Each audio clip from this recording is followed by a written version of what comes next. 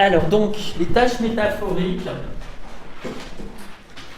Donc là, c'est un exercice très créatif et qui est assez important parce que dans l'orientation solution, dans l'orientation d'aller développer des ressources, c'est vraiment un exercice, en tout cas pour les personnes qui font un parcours coach, qu'on va utiliser, c'est-à-dire qu'à un moment donné, de toute façon, dans le coaching, vous allez forcément, il y a des grandes chances que vous proposiez des tâches métaphoriques parce que vous allez avoir besoin chez vos clients de développer des ressources.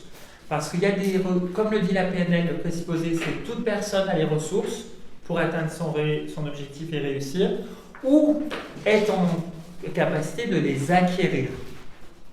Donc des fois, les ressources, elles ne sont pas complètement développées. La personne, elle a besoin de vraiment développer ses ressources dans un coaching. Donc, les tâches métaphoriques, l'idée, c'est de faire quelque chose à une personne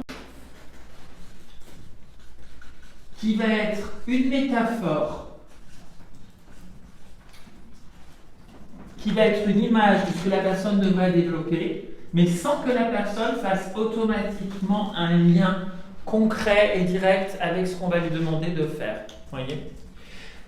En fait, Milton Erickson, parce qu'on parle beaucoup des métaphores dans l'hypnose, alors sans parler des tâches métaphoriques, mais des métaphores de manière générale, il y avait quelqu'un d'autre qui s'appelait... je ne me rappelle plus du nom. Bon, je ne me rappelle plus. Mais, je suis embêté, je ne me rappelle plus le nom. C'est pas grave, ça reviendra comme mon inconscient. On va décider. Qui faisait des métaphores qui étaient vraiment des métaphores linéaires. Par exemple, je vous donne un exemple. Vous alliez avoir une mère où, par exemple, elle est très à couver son enfant et vraiment à être sans arrêt derrière lui. Et en fait, elle se plaint que l'enfant est très capricieux. Et elle n'arrive pas à savoir comment s'en sortir.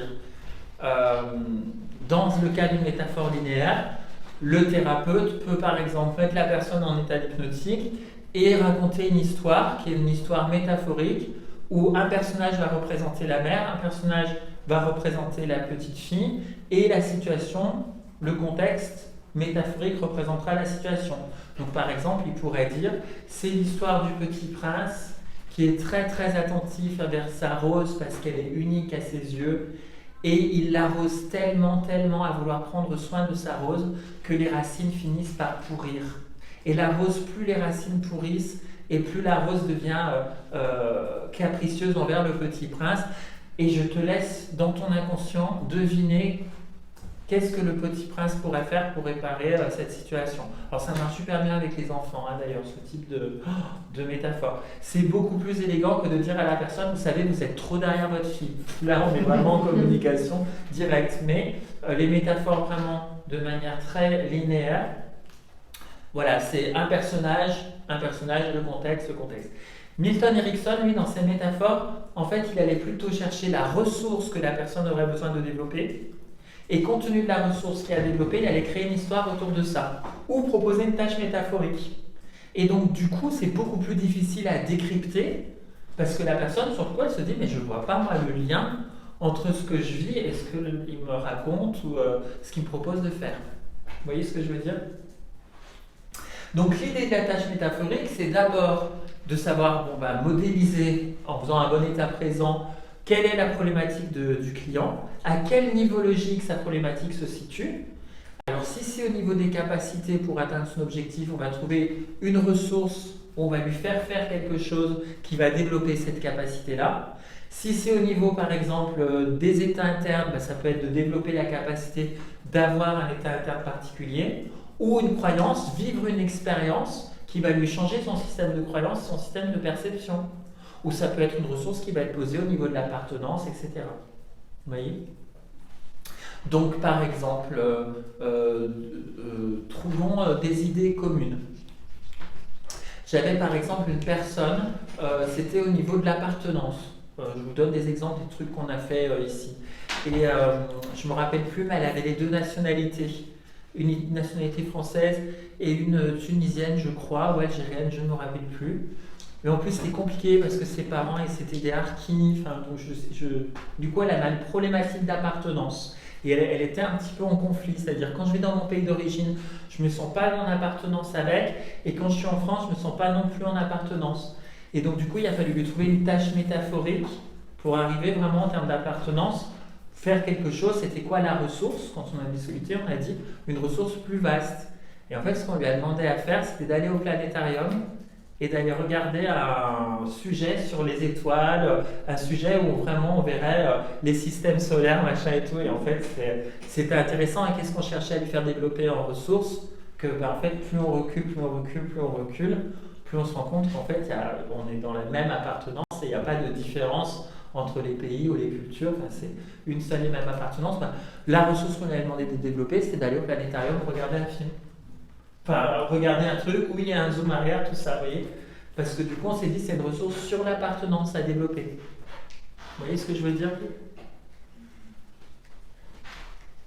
Il y avait une femme, par exemple, qui était au niveau des croyances. Alors là, ce n'était pas une stagiaire, mais Milton Erickson, il y avait une femme qui se trouvait laide, qui se trouvait horrible parce qu'elle ne correspondait pas aux standards de beauté de l'époque.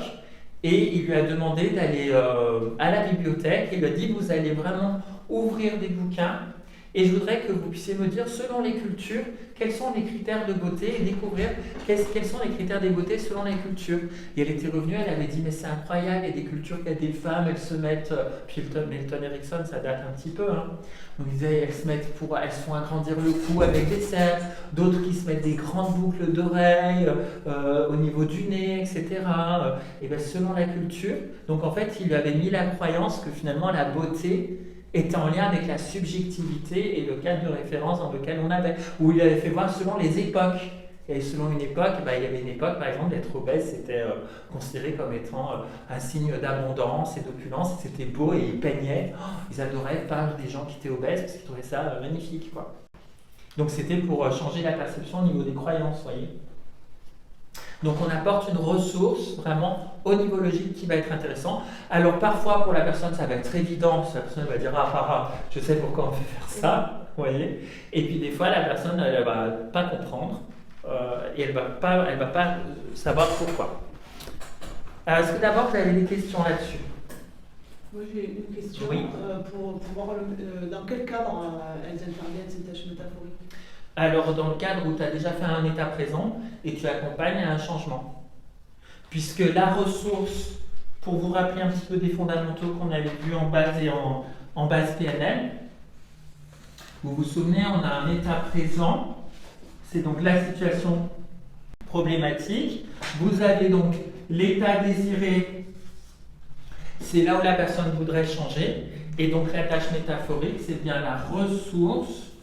C'est bien les moyens, les ressources sont ici, qu'on va apporter à la personne pour qu'elle puisse accéder à son état désiré. Donc, du coup, c'est dans le processus d'accompagnement. Généralement, l'état présent, il est identifié. L'état désiré, dans un processus de coaching, souvent, il est posé aussi. Mais du coup, on va proposer à la personne une tâche à cet endroit-là. Alors, il y a des règles pour le faire. La première, c'est que la personne doit donner un accord inconditionnel avant même de savoir la tâche qu'on va lui donner. Donc le sujet doit donner son accord de manière inconditionnelle. C'est-à-dire la personne, vous allez lui dire, voilà, je vais te proposer une tâche, mais avant de te dire ce que c'est, j'ai besoin que tu t'engages à la faire.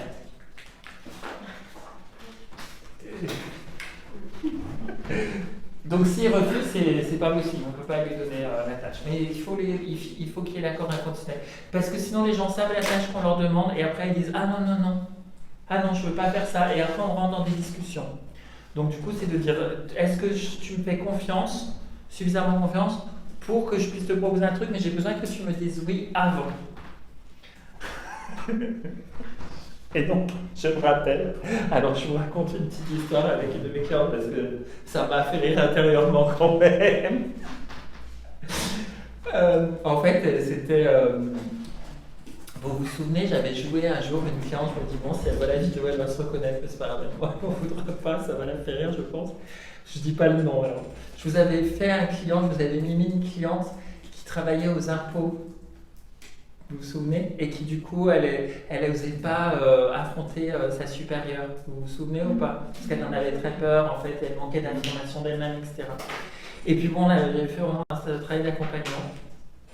Et en fait, je vois que dans la ressource qu'il faut qu'elle développe, c'est vraiment de l'affirmation d'elle-même, hein, qu'elle puisse vraiment oser s'affirmer.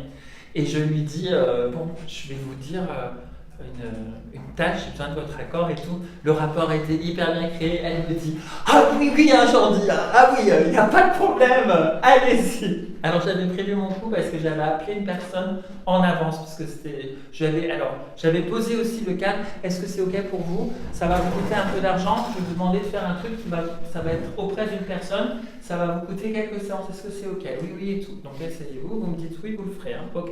Vous allez prendre des cours de boxe individuels. Voilà, je lui demandais de faire au moins 3 séances et j'avais appelé à quelqu'un que je connaissais qui donnait des cours de boxe et de Krav Maga. Et je lui avais dit, j'ai une patiente, je la suis bon là c'était plus de la thérapie brève. Et j'ai dit, j'ai besoin vraiment est-ce que si jamais je te l'envoie, tu peux lui faire vraiment qu'elle s'affirme, qu'elle tape et tout. Il m'avait dit oui et tout, donc j'avais déjà le contact et tout. Et je lui dis ça et elle était là, ah non mais je m'attendais pas à ce que vous me demandez ça. Elle était trop choquée, elle était comme ça. Ah mais je savais pas.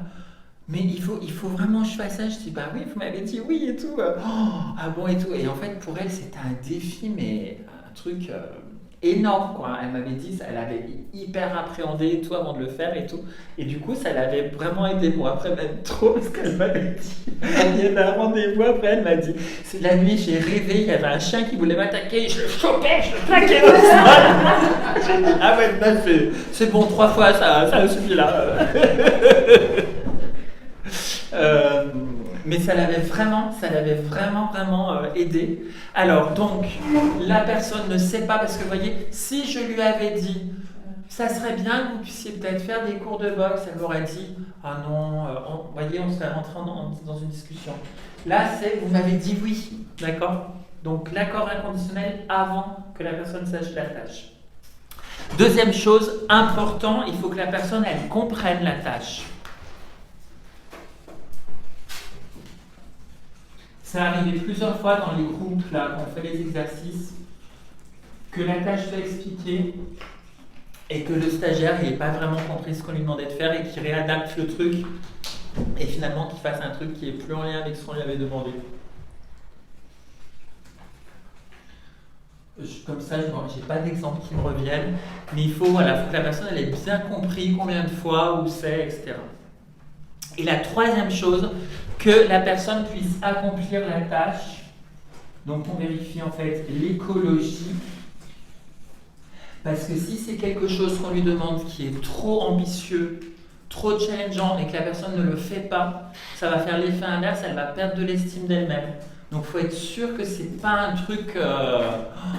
on lui demande pas genre des sauts à l'élastique, saut en parachute, on fait pas ce genre de truc. Marcher sur le feu, j'en sais pas des trucs. Il faut que ce soit un truc où normalement n'importe qui pourrait le faire, sauf que pour cette personne qui vit ce pattern-là en particulier, c'est compliqué pour elle. C'est un challenge. Mais à la base, ça doit être réalisable. Par exemple, il y avait une stagiaire qui vraiment avait pas beaucoup d'estime d'elle-même, etc. Et en plus, jamais elle voulait être prise en photo, machin et tout. Et la tâche qui avait été demandée par le groupe, c'était d'aller voir une photographe de son choix, qu'elle trouverait sur Internet, qui faisait des jolis portraits. Et il fallait qu'elle puisse faire au moins 2 ou 3 portraits, une séance photo avec cette photographe, et qu'elle puisse revenir, et qu'ensuite elle choisisse une de ces photos et qu'elle crée, parce qu'elle bien sûr elle n'avait pas de réseau social, et qu'elle crée soit une page Insta ou Facebook ou n'importe quoi avec la photo d'elle sur la photo qu'elle avait choisie, et d'inviter quelques amis à elle et de voir les retours qu'elle pourrait avoir sur elle. Elle en a pleuré quoi, elle en a pleuré. Mais c'est impossible ce que vous me demandez de faire. Alors du coup, comme elle pleurait, d'autres stagiaires me disaient mais Jordi, c'est plus écologique, moi j'ai pas transigé. J'ai dit non, n'importe qui peut aller chez un photographe, on n'est pas en train de lui demander de sauter en parachute. On lui demande d'aller se prendre en photo chez quelqu'un elle va choisir. Vous voyez, donc c'est challengeant, mais c'est pas impossible. La personne, elle peut le faire. C'est juste qu'elle a du mal. Pourquoi? Parce qu'en fait, elle a un pattern derrière, quoi. Vous voyez ce que je veux dire? Mais tout le monde peut le faire. Oui. La frontière est fine, du coup, pour savoir quand est-ce qu'on traumatise, enfin, quand se trop la personne, et dans ce cas-là, par exemple, le renvoi du regard des autres, si quelqu'un n'a jamais pu, c'est chaud, quoi. Parce qu'on sait que la photographe ne sera pas quelqu'un qui est dans la malveillance, et on sait, ah oui, et on lui avait dit avant de mettre la photo, tu nous la montres. On avait posé ça. Parce qu'on s'était dit, ça se trouve, elle va mettre une photo d'elle qui sera peut-être pas à son avantage, ou, voyez. Et en plus, on avait dit, tu invites dans ton profil, tu fais des amis à toi, quoi. Ou tu invites le groupe, quoi. Donc on était sûr que la personne, elle aurait des retours positifs. Enfin, on avait bien cadré les choses au niveau de l'écologie. Mais c'est vrai que des fois, il faut être vigilant. Des fois, ça peut être quand même, des fois, ça peut être limite, quoi. Moi, ça m'est arrivé, notamment, alors pas trop avec des clients, mais en cours comme ça, parce que des fois, on est un peu pressé, pas le temps, on va donner une tâche, on n'a pas assez vérifié l'écologie, ou c'était trop ambitieux. Et finalement, moi, j'ai des stagiaires des fois qui me disaient vraiment, et là, pour le coup, je me disais, ouais, c'est un peu chaud, quoi. Et du coup, je revenais, je disais, t'es sûr que tu veux pas qu'on change? Je vous raconte une histoire. C'est pareil, s'il voit la vidéo, c'est pas grave. Je sais pas si je la mettrai publique, cette vidéo. J'avais un stagiaire qui était à côté très taker dans la relation. C'est-à-dire que sans arrêt, il venait chercher du site de reconnaissance à toutes les pauses. Il venait soit me voir moi, soit Catherine, soit appeler les assistantes. Il avait même appelé d'autres profs. Il avait un énorme mêlé à de la pénurie. Donc taker est très très en pénurie. Et il avait une démarche un peu de mendier, hein. C'est un peu ça, hein, parce que du coup il venait taker. Et dans les tâches métaphoriques, on peut faire quelque chose qui développe une ressource, mais si derrière vous avez du polarity, Milton Erickson jouait énormément avec le polarity des gens, c'est-à-dire que parfois il leur demandait de faire une tâche qui en réalité allait amplifier le pattern. Et je me rappelle la tâche qui lui a été demandée, ça a été d'aller faire la manche. Alors, c'était hyper chaud, quoi. C'était hyper chaud parce que quand il a entendu le groupe lui demander de faire cette tâche-là, il l'a hyper mal reçu, quoi. Alors après, pour l'écologie, pour être sûr que n'importe qui pouvait le faire, c'était pas de faire la manche avec une pancarte, c'était pas ça. Du coup, moi, j'ai redéfini la tâche. J'ai dit non, tu vas simplement pendant une demi-heure, tu vas voir des gens et tu leur demandes de te dépanner d'1 euro ou 2. C'est tout. Et tu fais ça pendant une demi-heure et c'est tout, mais pas avec un pancarte et tout. Et le mec était tellement... Mais je pense que ça pointait vraiment pile dans le pattern, quoi. Donc c'était un peu chaud. Il le vit hyper mal et tout, et moi du coup ça m'angoisse parce que quand j'ai un stagiaire qui dit mal un truc, après c'est moi qui suis angoissé derrière. Donc le mec, j'arrêtais pas de le rappeler. Je disais, t'es sûr que tu veux le faire parce que tu sais on peut trouver autre chose. Je le vois, tu le vis mal, on va trouver autre chose. Et il me fait non Jordi, je sens que ça vient toucher un truc, je vais le faire. Donc du coup c'est lui après qui a insisté pour le faire pour même, alors que moi du coup j'avais peur que je voulais pas qu'il le vive mal, quoi. Et du coup, il l'a fait, et c'est trop drôle parce qu'en fait, il en a parlé à sa famille, et notamment, il nous raconte après, parce qu'à la fin, vous allez nous raconter, on va faire l'exercice, puis le dernier jour du Maître Pratt, vous nous raconterez comment vous avez vécu vos tâches métaphoriques. Et il nous dit, j'en parle à mon frère et tout, et il paraît que sa famille lui ont dit, mais comment c'est trop ça? Mais tu le voyais pas te raconter comme ça, oh, mon Dieu, mais c'était trop ça et tout. Et il nous a dit, mais vraiment, je m'en rendais pas compte du tout. Et alors c'était radical, je vous assure, on n'a plus jamais ni entendu se plaindre, ni mendier. Il a été vraiment à se prendre ses responsabilités et tout, ça a été assez radical, quoi. Donc voilà, il faut quand même que ce soit un truc, voilà, aller demander par exemple à des gens, est-ce que vous pouvez me dépanner, tout le monde peut le faire, quoi. C'est pas un soin élastique, c'est pas... Alors une autre tâche comme ça, je vous donne des idées parce que après, voilà, soyez créatifs. Il y avait une personne qui n'osait pas, qui avait énormément peur du rejet et qui n'osait pas s'affirmer en lien avec une peur du rejet. Alors ça, on l'avait piqué dans un bouquin de Laurent Gounel, un livre qui s'appelle Les Dieux voyages incognito, et il demandait à ça comme tâche métaphorique à un de ses passants. Du coup, c'était trop l'idée de lui demander de faire la même chose. On lui a dit, tu vas dans une boulangerie et tu vas y aller. Il y en a qui ont lu le bouquin. Tu vas y aller, on lui avait demandé, je crois, y aller au moins, de faire l'expérience au moins 5 fois. Et en plus, pour que ce soit écologique pour lui, c'était quelqu'un qui était beaucoup en déplacement d'une ville à l'autre. Donc on était sûr qu'il ne reverrait pas les gens. Et on lui avait dit, tu vas demander à la boulangère un truc et tu vas dire, non, alors qu'il y aura la queue. Il fallait qu'il y ait la queue derrière lui. Et on lui a dit, il fallait qu'il y ait la queue derrière lui. Et on lui a dit, il faut que tu dises, non, finalement, pas cette baguette-là, il faut que celle-ci. Attendez, non, finalement, en fait, je ne vais pas prendre une baguette. Je vais plutôt prendre. Et il fallait qu'au moins 3, je ne sais plus, mais il y avait un nombre de fois, 3 ou 4, où il faisait se servir et reposer le truc pour recommencer. Tandis qu'il y avait du monde derrière. Alors, le gars, il n'avait pas du tout, il ne sait jamais dire non et tout. C'était. Après, il nous l'a raconté, c'était super rigolo, mais du coup, il nous a dit, mais après, j'étais trop content. Enfin, même, apparemment, il a même fait encore plus de fois que ce qui était demandé, quoi. Donc voilà, en tout cas, il faut quand même que ce soit écologique. Alors, là, dans les exercices qu'on va faire, vous posez vos conditions de départ, parce que comme il y a un oui inconditionnel, il faut quand même qu'il y ait des conditions posées. Du genre, par exemple, moi, ma cliente, où j'avais demandé de faire des cours de boxe, il fallait qu'elle paye. Donc, est-ce que si on vous demande une tâche métaphorique, est-ce qu'il y a un budget que vous ne voulez pas dépasser? Il y en a qui vont nous dire, je ne veux pas que ça dépasse 50 € si c'est un truc que je dois faire ailleurs. Ou voilà, par exemple, se faire prendre en photo ou autre, vous voyez, ça coûte un peu d'argent. Ou, par exemple, il y en a qui vont nous dire, moi je suis vraiment à fond et je veux bien faire une tâche métaphorique, quitte à ce que même ça me prend 1 heure par jour, je veux bien le faire tous les jours pendant 1 heure, je suis vraiment partant pour que ça se fasse. Il y a des gens qui vont dire, moi même si c'est un week-end tout entier, c'est bon aussi, je suis ok pour le faire. Et des gens, on a proposé de faire des activités qui pouvaient se faire toutes les semaines ou sur tout un week-end. Donc c'est vous qui posez vos conditions en termes de temps et de montant financier que vous voulez investir. Des fois, c'est des trucs qui n'ont pas de montant financier, hein. Mais par exemple, on avait une personne qui était beaucoup en éviter de sur ses émotions, beaucoup dissociée et en éviter de le lien avec l'autre. On avait dit, parle-en à ton conjoint, non ta conjointe ou ton conjoint, je ne sais plus d'ailleurs, je ne sais même plus quel stagiaire c'est, je crois qu'on l'a proposé 2 fois celle-ci. Et il fallait que pendant 10 minutes chaque jour, elle regarde, je me rappelle qui c'est, elle regarde son conjoint, il fallait qu'il soit d'accord, qu'elle le regarde sans discuter dans les yeux pendant 10 minutes, 1 fois par jour le soir.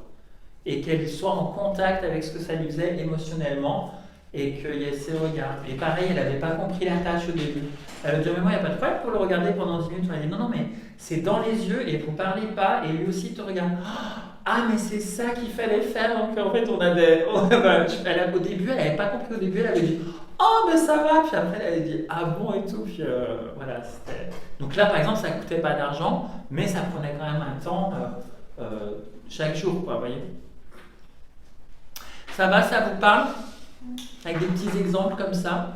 Donc là, concrètement, ce qu'on va faire, là, je vais arrêter de toute façon la vidéo, si on n'a pas besoin de voir.